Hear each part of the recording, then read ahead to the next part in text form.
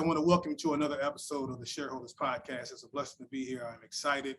Yes, back with some more episodes for you guys. I'm working, guys. I'm working to do better because we're doing like 4 different kind of shows, and my shareholders people, where's the shows at? I got more coming, guys. I got a couple on some great topics, but I'm super excited for this episode here, guys. It's personal for me, all right? I usually bring people on that I've never met or I've never talked to, and they do things that I don't know about. My guest does do something I don't know that much about, but we've got a professional relationship going on right now because she is my orthodontist. Some people do not know this because of the pandemic, and a lot of masks have been worn, but I still get people coming up to me like, wait a minute, open your mouth. Do you have more braces? Yes. See that? Well, I have braces on, and I have Dr. Benson, Dr. Saoly Benson, to thank for putting the braces on. So I want to welcome her to the show. How you doing today, Doc? I'm doing great. Thanks for having me on your show. Hey, I appreciate you coming on the Shareholders, and we're going to get right into it. So first of all, guys, again, if you didn't know, yes, I've got braces. You might not know this. I have always had a gap on the side, and basically, you know, with my dentist and things like that I would talk to, they were like, yeah, you know, it's like the tooth is kind of undeveloped, you know, blah, blah, this and that. And I was really trying to decide what I wanted to do. And I said, maybe I can live with it. But then, guys, I guess through just older age or whatever, I started getting a gap in the middle as well. And I said, absolutely not. It's too many gaps. So I started to get into trying to find a place, man, where can I get this done at? Who can do this for me and all that? And we're going to kind of get into this, but I'll tell you what, honestly, I was thinking about it, and I was driving to work. I was taking, for those that know Vegas, I was taking the 215, and I saw a huge billboard up, and it was advertising for the art of braces. And I love the name. The name kind of stuck out, but it was really classy billboard. I said, you know what, I'm going to check it out. And that's where I found Dr. Benson. So let's first just get into with your career. How did you get into orthodontics, and is this something that you kind of always wanted to do, like as a little girl, or did you kind of just stumble into this profession like, oh man, this is something I think I like? Yeah, I love this question. So many people have asked me this question, so I feel like I have my answer dialed down to a T. But I actually knew I wanted to be an orthodontist since I was 15 years old. I feel very fortunate that I knew so early on what I wanted to do, because I meet many even adults now who still don't know what they want to do. But my dad, just as background, my dad is an ophthalmologist, so I grew up, you know, being exposed to healthcare and being around doctors all the time. And my dad always actually steered me away from medicine. I think this is a pretty common story if you talk to a lot of doctors' children. Their children will tell you about how their parents steered them away from medicine, unfortunately. But I knew that I still wanted to be in healthcare. And at the high school that I went to, we actually had to take a careers course. It was just part of our curriculum in 10th grade. You spend a semester taking a lot of personality and aptitude tests, and then based on how you answer a lot of these questions on the test, they kind of match you in to the fields that they think would best suit your personality. And of course, one of the fields that I matched into was healthcare. So then the culminating project for the semester was to kind of pick and choose a career based on all of your research, and look at what the job outlook is for that career, and then also research what do you have to do in order to get to that career. And so I picked orthodontics because at the time I was in braces, and I always loved going to the orthodontist. I thought it was such a fun atmosphere. And I asked my orthodontist if I could shadow him. So I spent about a week shadowing my orthodontist, and, you know, I thought it was just the perfect blend of art and science. So I get to use both sides of my brain. I am, you know, like a good Asian, I'm very into math and science, but I am also very, very creative, hence the name of my practice, The Art of Braces. So once I discovered what it took to become an orthodontist, you know, researching for my semester-long project, I saw that I first had to go to dental school and then do my orthodontic residency. And so I said, okay, what dental schools are on the West Coast? Let me look them up. I found that there was 6 programs on the West Coast at the time. And so it wasn't hard to kind of explore every school, and I found an accelerated pre-dental program at the University of the Pacific in California.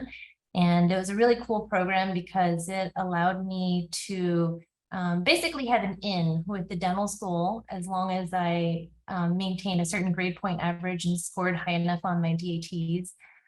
So I did that, and I started dental school and just went straight to orthodontic residency after that. And that was kind of my path to becoming an orthodontist.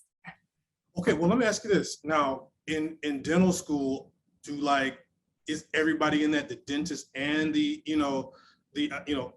like the people doing orthodontists, and then at some point, do you guys split, or do you split at the start? Like, how does that work as well in terms of the school? Yeah, so I'm glad you're asking that. That is a great question, because I think a lot of people don't understand what the difference is between a dentist and an orthodontist. And what makes it even more confusing is that a lot of dentists offer orthodontic services like Invisalign, and some of them even dabble in braces a little bit. And they don't understand that there's a much higher level of training required to become an orthodontist. It's an additional 2 to 3 years of school in addition to dental school to become an orthodontist. Wow.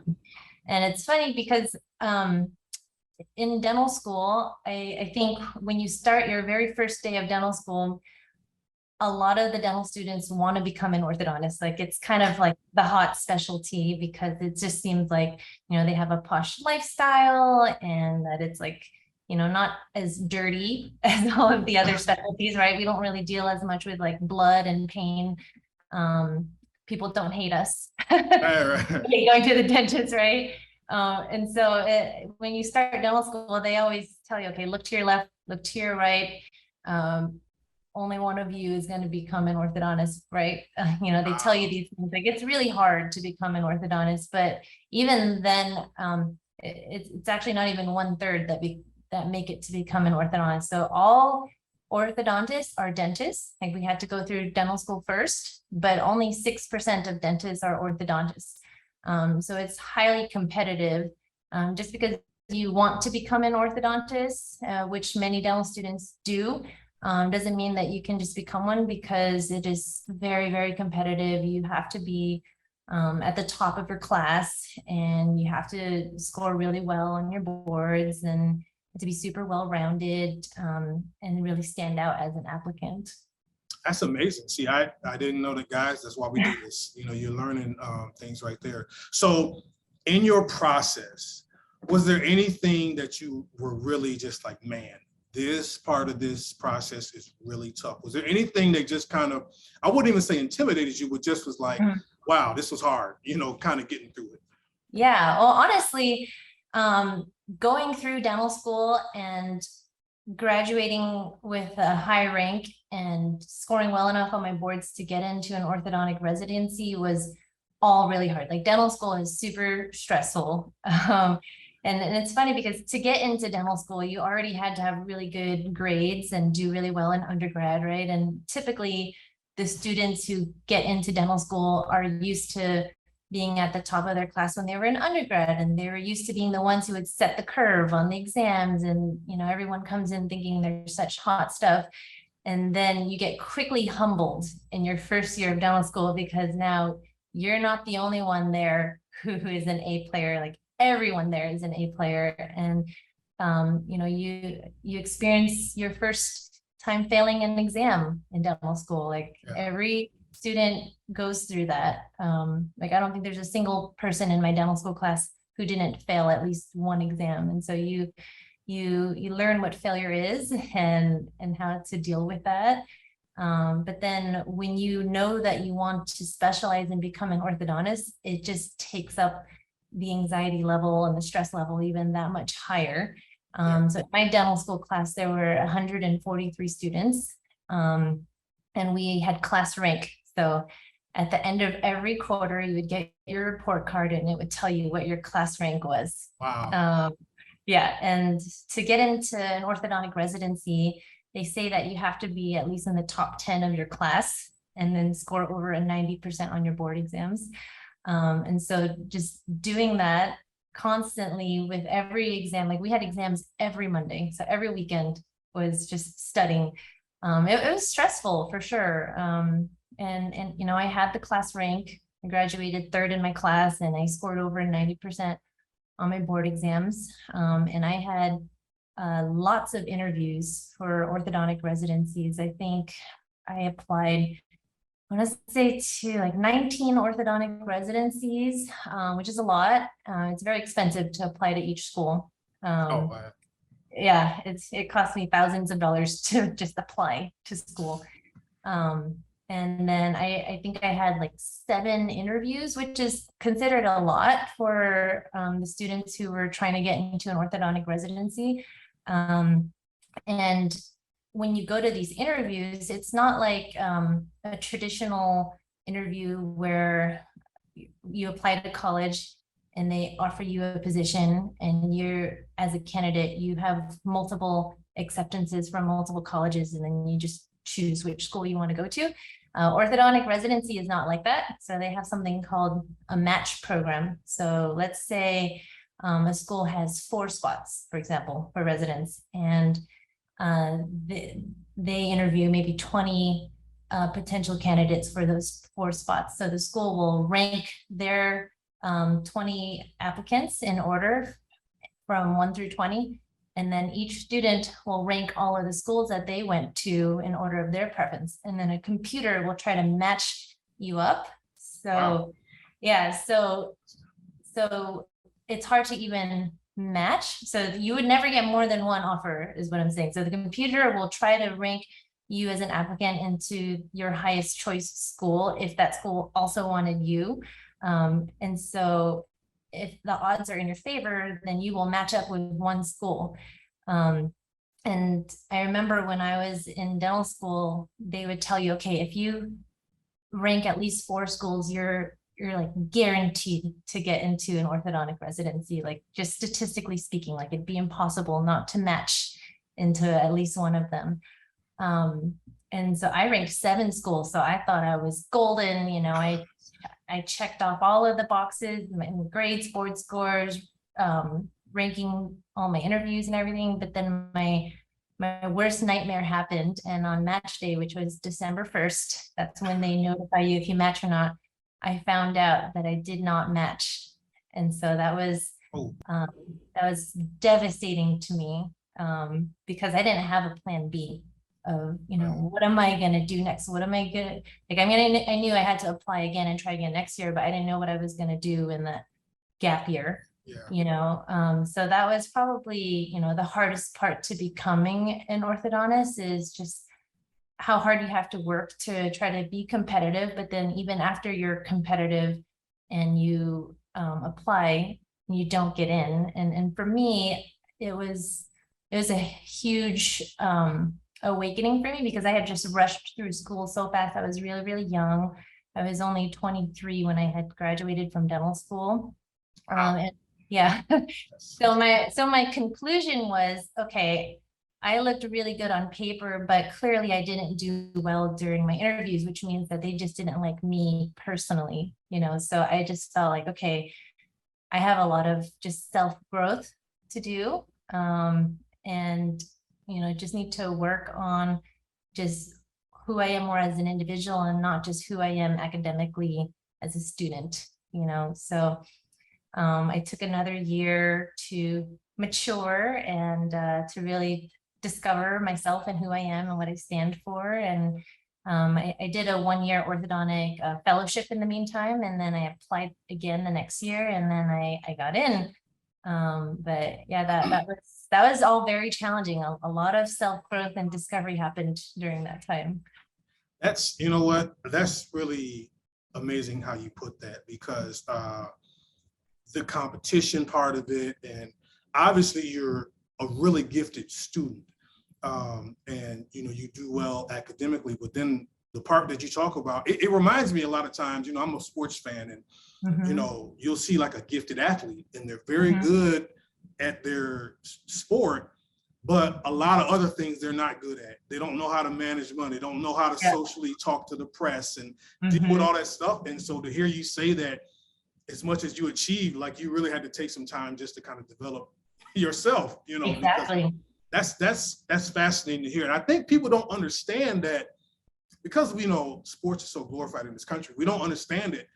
You are in just as big a competition. You know, you had to be, you said 143 people in your class, and you wanted to be in the top 10. That is a high bar. That's, you know, I didn't know that, but okay. So let's keep it going. So now you finally, you get your residency, you're doing all that, and you make it. But that's just one part. Now you got to like establish a whole little practice, and you got to get people like me to come see you. You know what I mean? You know, that's, so let's get into that. So you make it through, and you create the art of braces, and now you're not just an orthodontist, but you're a businesswoman now. Now you're like, you know, it's a whole nother thing. So, and they don't teach you business in school. Let's talk it out. So tell me what that transition was like, establishing a real business so you could actually do your gift. Yes, absolutely. So at this point in my life, I knew that I was ready clinically to become an orthodontist and to move teeth. Like, I felt very comfortable with that. But, you know, I didn't know anything about business. They don't teach you anything about business in dental school or even during residency.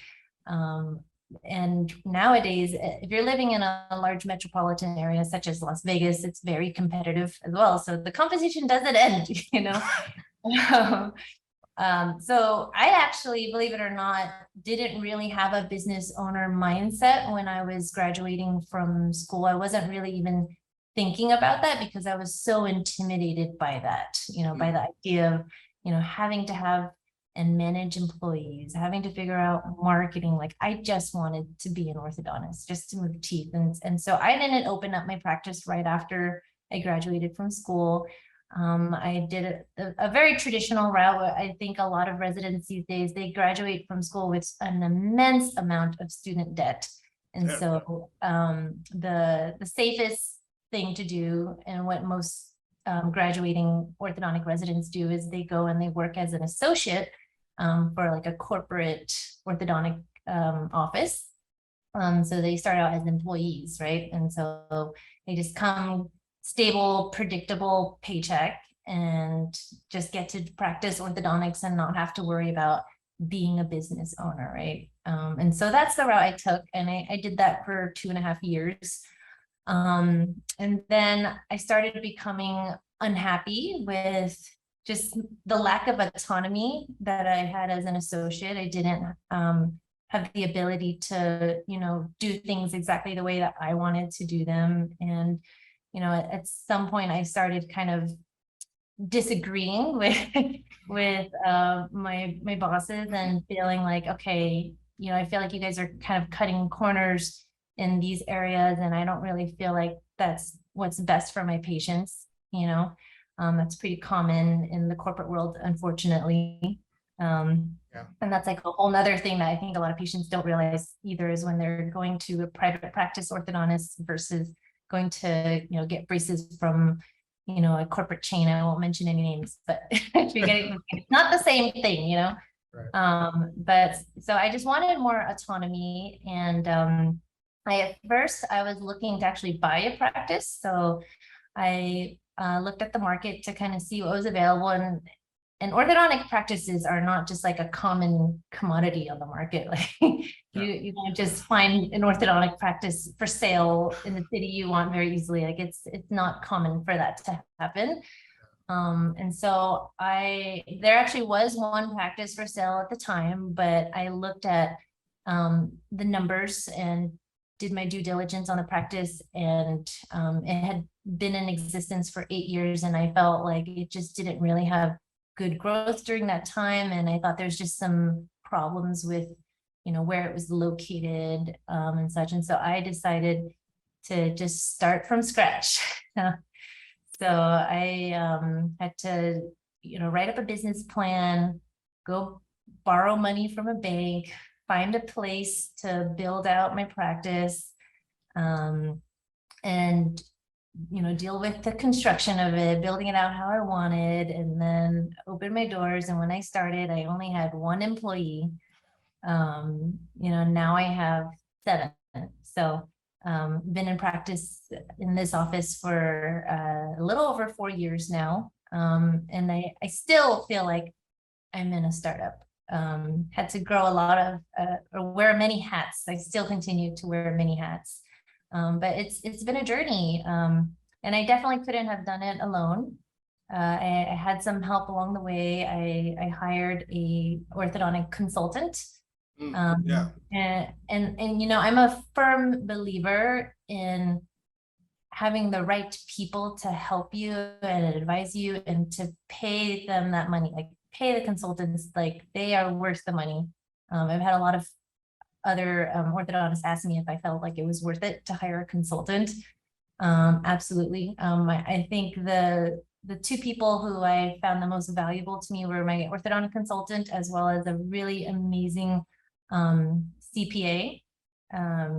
I still use him to this day, and he is amazing. So, you know, you want to have a really strong, like, financial advisor to help you, you know, make these decisions. Like, okay, congratulations, you got all this money from the bank, but now what do you do with it? Like, how do you allocate? Like, how much do you spend on marketing? How much do you spend on hiring your staff initially? How much do you spend on the equipment? How much should you just save as working capital to get through you know, to weather a storm?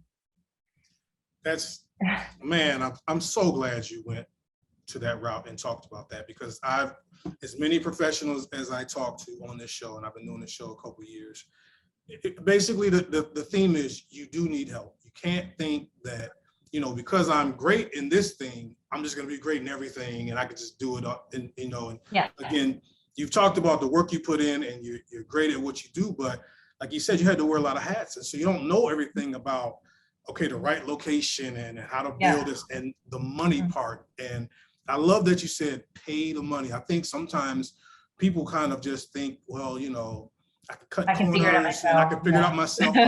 How much does that cost? Oh, no, I'm not going to pay them that. And I'm telling you, to talk to a professional in something that you're not professional in is invaluable. And it might cost you, but you're really investing in yourself. Yeah, absolutely. Which is what you did. So, and you also talked really quick too, about having the right people with you. So guys, I have to say this, at Dr. Benson's office, she has a great lieutenant. I call her your lieutenant. I don't know, that's not her official term, but Sophia is so great. I might just bring Sophia on another episode because I love her so much. Yes, she's awesome. She is so bright and bubbly and nice. And, you know, like I'll come every month, you know, Doc checks me out, you know, and she's got, you know, her text at work, but I have the most correspondence with Sophia because Sophia does my appointments. She's the person I see. She's such a great representation of your business, I feel. How do you find a person like that? And just for staffing in general, because like I said, that's another hat you got to wear, is finding people to help you out. How do you find the right people for your business? Gosh, that is a great question. And it's actually something I'm going through right now. I'm trying to find me another Sophia because we're growing and I need more help in the front. So I need to duplicate her. But it's very hard finding the right people. And I feel like I have tried so many different things with hiring. I'm constantly fine-tuning my hiring process. And I don't think I found the secret sauce yet. I do feel like part of finding Sophia was luck, but you know, I did interview a lot of people before I got to her, and it was kind of love at first sight as soon as I met her. And I mean, you met her, you know her personality, and I was like, wow, she is the person I want to greet my patients when they walk through the door. And I appreciate her so much more every time I go to a doctor's appointment and I go to another office and the front desk person barely acknowledges me. Not even cracking a smile. Yes. And I'm just like, if I ran my practice like that, I would have no patience, you know? But I think that it's really important to define what you want in an employee. Have you heard of values-based decision making? I have not heard of that, no. Okay, so it's something that I learned from business finishing school. But there's something called the doorman principle. So if you think of the doorman as kind of like the bouncer to a club, right? Imagine your life like a single room with 4 walls and just one door. And in front of that door is the doorman, which is like the bouncer. And this doorman has a list of your values. So you need to define what your values are. And this doorman, you need to treat every decision in your life, every person you meet, with the doorman principle. So he will not let people into the room of your life unless they align with your values, right? And so I think that's very important to define what your values are. And I have a different set of values personally as well as professionally. And I ask every person that I'm interviewing, what are your values? And I think it's important to find people who align with your values so that it's the right fit. And in a small office like mine with only 7 employees, like every person matters.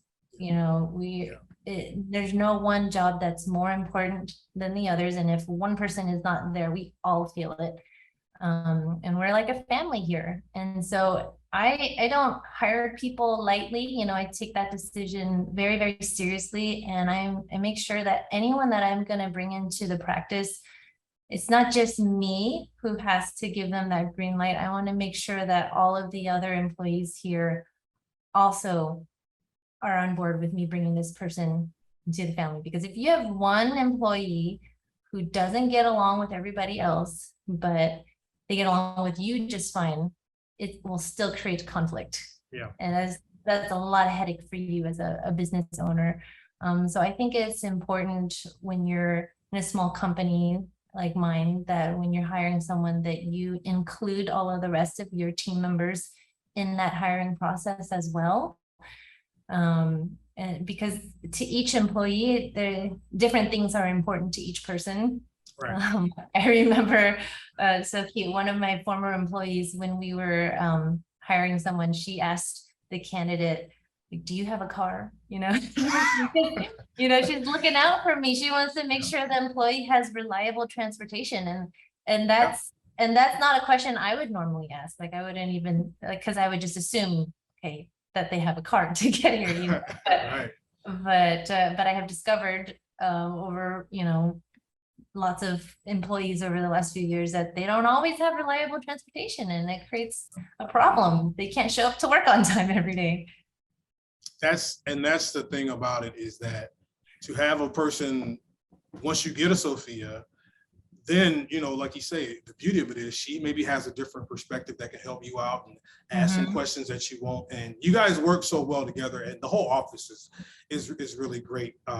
And it is, you do get a family atmosphere. I'm not just saying that. It really is kind of it's really just relaxed, you know what I'm saying? And it's not, everybody seems to get along. So I want to ask you, and you kind of alluded to this a little bit talking earlier. Now, you know, as a woman with her own established business, and you know, it's doing well. Do you feel like, it's funny because when I did my research, I was surprised that I think it said 58% of orthodontists are women. Yeah. And so do you feel like, just not in your field, but in the business field, that the representation for women and how women are treated as, you know, CEOs basically of companies, do you feel it's better representation now, it's where it should be, or there's still some ways to go? Yeah, I love that question. I think that my generation was kind of like the first generation to really not only equal the balance out, but maybe even tip the balance more toward females. In my dental school class, actually, I started dental school in 2011. We were the very first class at my dental school where there were more females than males. I think it was like 51% females and 49% males. So we were kind of the first ones to tip the scale. And I personally have never felt like I had any type of disadvantage in the business world for being female. Every time I go to any type of business seminar meeting, I see a pretty equal representation of males and females. I sometimes, and I don't feel this way anymore, but when I first started my practice, I felt like, oh, I feel like maybe the world is not as ready for female doctors, and maybe the male doctors who are my competition might have a slight edge on me because I think there are some patients who have a little bit more of I guess, an old-fashioned mindset per se, where they feel like their doctor needs to be a male. And so I thought that I was disadvantaged in that way. But I've actually found the reverse to be true. I think being a female actually is an advantage for me. Actually, 77% of my patients are females. So Monty, you're one of the rare men in my office. Every time I do a demographic analysis of all of my patients every single year, and every year it's always like overwhelmingly female. So I don't know if that's because I'm female that I attract more females, maybe. But I think I heard a statistic once that like 80% of healthcare decisions are made by women. Wow. Okay. So I think it actually is an advantage for me to be able to connect with other women more easily. And I guess some people might prefer going to a female dentist because they have the perception that we have smaller hands, right? To be working in their mouth. So there's that too. I never thought about that, but I can tell you personally, I was more interested in your practice because you were female. And I feel like, and I don't want to make this seem like, because I hope this isn't true, but my physician is female. I feel like sometimes unfairly females are judged, and that's the old boys club or whatever you will. Yeah. So I trust a female doctor more because I feel like for her to break through and to be a success, just even as a person of color, all the things that we've had to go through to be successful, you've had to go through so much. It just makes me feel like, okay, I can really trust this person. Nothing was handed to them. They really had to work hard. It shouldn't be that way, but that's me. So, that's interesting. Yeah, when I saw your billboard, I immediately was like, you know what? And I of course went to a couple of places just to check them out. And I've always kind of had a male dentist for sure. But for this, I was like, you know what? I really will be more comfortable with her. Just for them reasons. And so I don't know, maybe I'm just different like that, but that is what actually drew me to you. And of course, you're really good at what you do too. So I'm not just saying that. Thank you. That doesn't go with you just because you're a woman. But so before we finish up though, I did want to hit on that as well. Social media now, and there's Instagram and there's Facebook and all those things. How important is that, the advertising thing? Because for me, like I said, the billboard caught my eye, but as a business owner with everybody and all the competition out there, how important is the advertising aspect? Oh, it is so important, especially as an orthodontist. Unlike dentists, we have to keep filling our funnel because every patient has kind of an expiration date, right? Like when they're done with their orthodontic treatment, then they're done, and then you have to find new patients. So the marketing never ends. And I feel like marketing is definitely a very dynamic animal. Like I couldn't tell you that what's working well for me today is necessarily going to be what's going to work well for me next year, right? And I feel like I have definitely evolved a lot with marketing, and I've tried just about everything.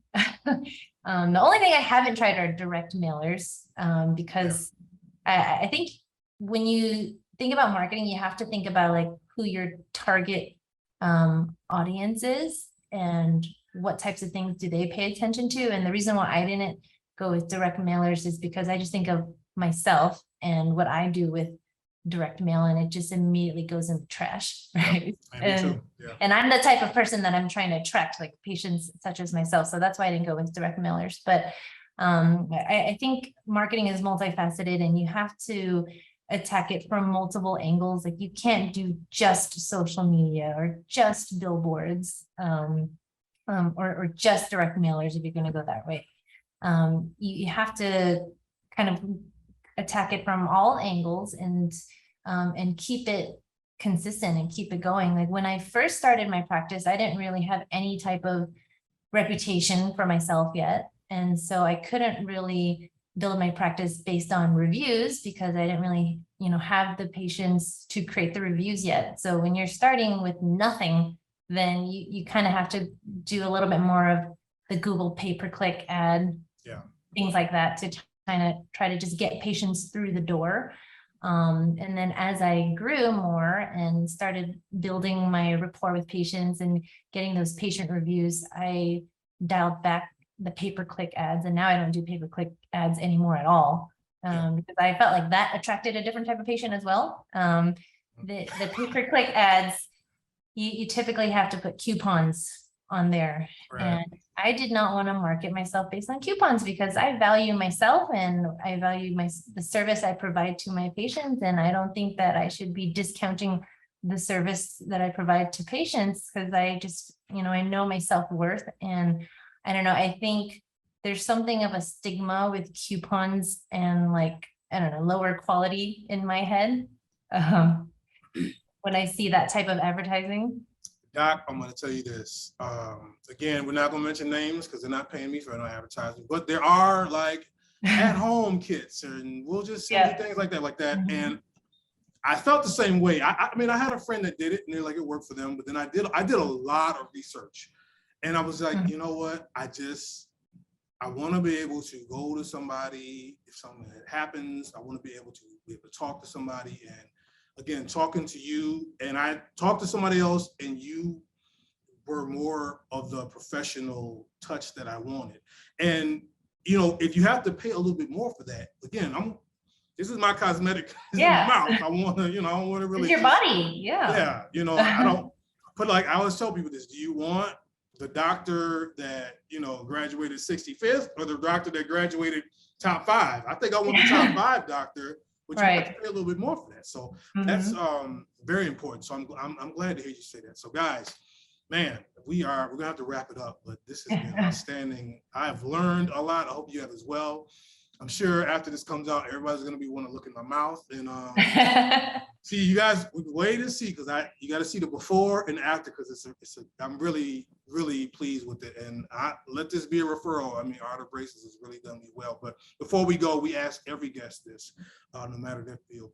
Doc, have you read any great books lately? It doesn't have to just be orthodontic books, but whatever you enjoy, anything that you can recommend for the viewers and the listeners. Yeah, absolutely. So 90% of my reading is actually not orthodontic.